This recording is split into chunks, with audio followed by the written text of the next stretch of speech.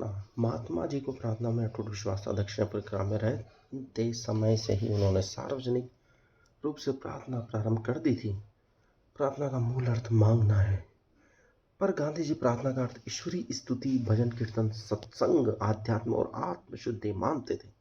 अंग्रेजी के कवि टेनिसन ने लिखा है कि प्रार्थना से वह सब कुछ संभव हो सकता है जिसकी संसार कल्पना भी नहीं कर सकता। गांधी जी का भी कुछ ऐसा ही विश्वास था। ईश्वर को किसी ने नहीं देखा है, उसे हृदय से अनुभव करना है, साक्षात्कार करना है।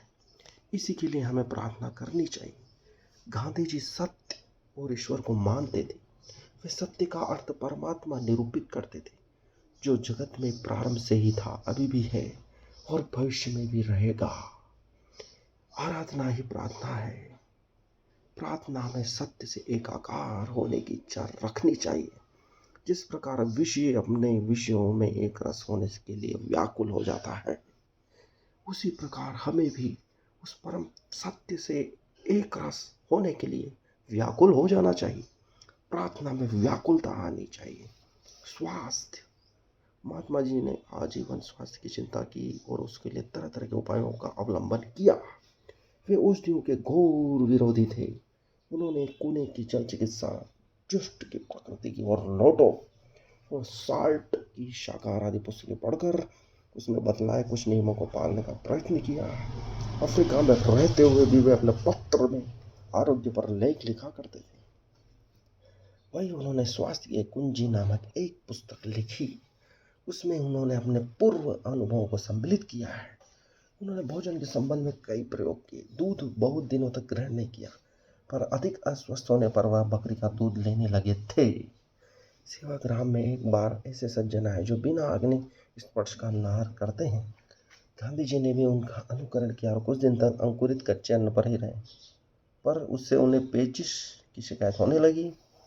एक बार नीम की बहुत सी पत्तियां खाने पर वे चक्कर आने लगे थे। उनको अनुभवों के बाद वे अंत में घर की चक्की में पीसे चोकर सहित आटे की डबल रोटी के कुछ टुकड़े, खजूर, अंगूर, शहद, मौसम्बी, नींबू आदि मौसमी फल, मेवे तथा बकरी के दूध पर रहने लगे थे।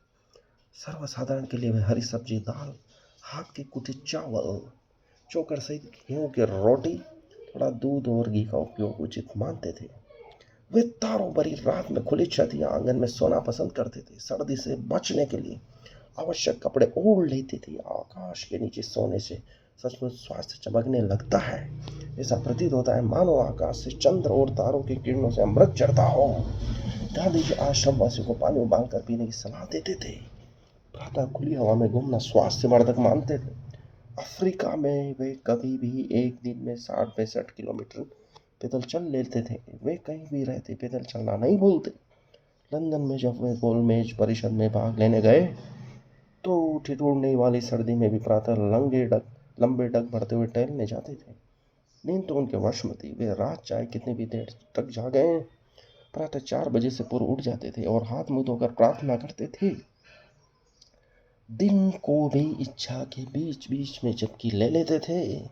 वे जल, आकाश, वायु, तेज और पृथ्वी के उपयोग को प्राकृतिक चिकित्सा के अंतर्गत मानते थे। जल का उपयोग टब स्नान करने में, वायु का प्रातः भ्रमण करने, पृथ्वी की स्वच्छ मिट्टी की पट्टी शरीर से के बीमार अंग पर रखने में, तेज को सेकने में, आकाश का उपयोग सूर्य की किरणों से स्नान करने और रात को उसके नीचे सोने से ही हो जाता है। परंतु इन सब के अतिरिक्त राम नाम को वे सब रोगों पर रामबाण औषधि मानते थे। रामबाण तभी प्रभावी होता है जब हृदय से लिया जाए।